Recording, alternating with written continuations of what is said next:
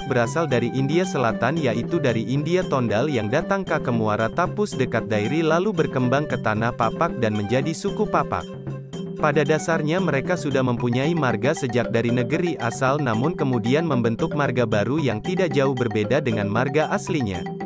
Sebagian tinggal di Tanah Papak dan menjadi suku Papak yang disebut Sipajek Rube, Sipungkah Kuta.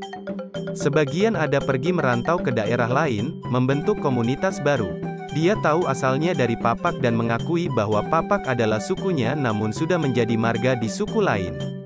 Ada juga yang merantau lalu mengganti nama dan marga, dengan kata lain mengganti identitasnya.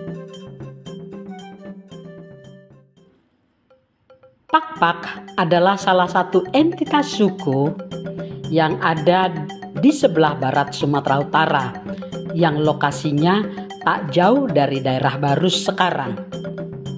Rupanya, nenek moyang mereka berasal dari India Tondal, India sebelah utara, daerah Assam sana. Perdagangan kapur, kemenyaan, dan lain-lain adalah alat bertemunya orang India Tondal yang datang dengan penduduk lokal. Ini terjadi ternyata sejak abad ketiga sesudah Masehi.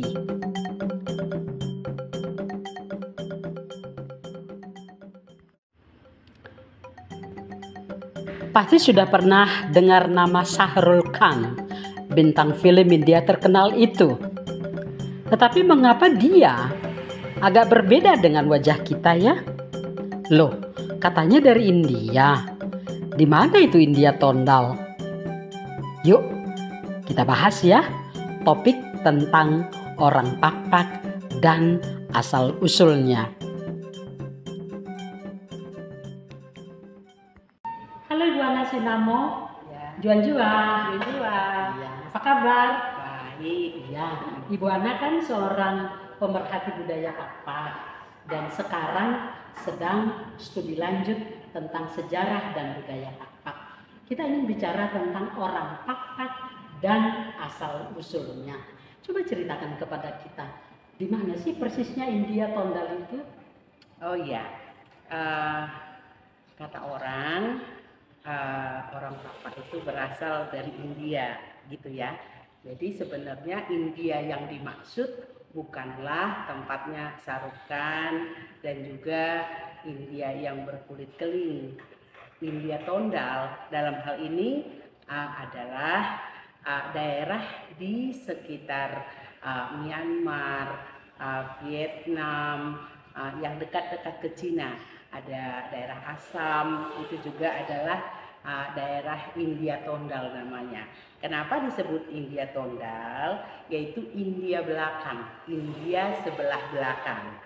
Lalu mereka adalah orang-orang yang akan mencari tempat baru ketika ada masa di sana ada masalah dalam hal jumlah penduduk yang sudah banyak dan juga ada peperangan antar suku, sehingga mereka kemudian mencari tempat lain yang dirasa lebih menjanjikan. Oh iya, oh itu sebabnya mereka dari datang ke arah-arah Indonesia pada saat itu ya. Iya. Persisnya katanya mereka datang ke Barus.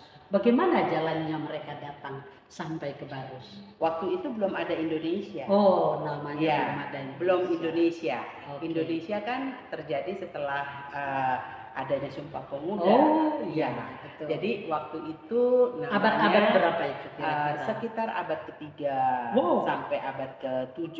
Sudah datang? Ya, mereka sudah datang. Mereka itu datang dalam rangka mencari sumber daya berupa rempah-rempah. Rempah-rempah ini adalah rempah-rempah yang sangat bernilai dan berharga tinggi pada saat itu. Yang terutama adalah kapur barus, meang. Meang itu adalah damar, getah damar. Lalu kemudian ada kemenyan, ada rotan, ada nilam, dan minyak-minyak atsiri yang memang pada saat itu asalnya itu dari Nusantara. Nusantara kita sebutnya sekarang, tapi kalau dulu di dalam penulisan lama disebutkan Swarnadipa. Jadi Sumatera itu disebut di dalam tulisan-tulisan kuno adalah Swarnadipa. Mereka datang melalui laut. Kalau pernah dengar cerita bagaimana orang Rohingya sampai terdampar ke pulau-pulau di Indonesia, di Aceh, di sekitar Sumatera, kira-kira begitu juga. Jadi dulu ada namanya rakit kayu. Mereka menaiki rakit-rakit kayu, kapal-kapal kayu, dan mereka akhirnya terdampar. Sebenarnya mereka tidak persis langsung ke Barus. Barus kan kita menamakan itu belakangan. Tetapi sebenarnya tempat itu adalah tempat di mana mereka terdampar. Jadi dalam artian kemudian mereka rasa di sini rasanya cocok ya untuk bertempat tinggal, maka mereka tinggal di tempat itu. Jadi bukan khusus mau ke Barus waktu itu belum ada tuh seperti itu. Jadi artinya mereka datang secara alamiah saja, dibawa oleh arus laut mungkin, atau juga dibawa oleh angin, sehingga kapal mereka terdampar di situ. Dan kemudian mereka pada saat mereka terdampar itu tentunya sudah ada agak seperti penduduk lokal ya. Oh ya, sudah ada. Jadi artinya mereka sudah di pesisir pantai, sepanjang pantai Sumatera, pantai barat Sumatera itu sudah ada penduduk lokal. Sudah ada penduduk lokal. Kalau di dalam orang Pak mengatakan kan ada beberapa zaman ya, ada zaman Sililangilang, ada zaman Tuara, ada zaman Si Haji, ada zaman pemimpin. Jadi artinya sebenarnya manusia pertama yang datang menjadi leluhur orang Pak itu bukanlah satu orang yang tiba-tiba datang dari langit, bukan seperti itu ya. Tetapi mereka adalah percampuran dari orang-orang yang datang dari Hindia Tondal, kemudian bertemu dengan orang-orang lokal yang sudah lebih dahulu tinggal di sana.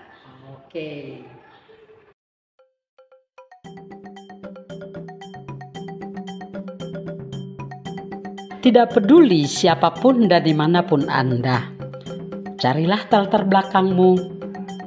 Bisa berdasarkan lokasi daerah, tapi bisa juga garis kekerabatan. Kalau Anda punya marga, cari latar belakang margamu.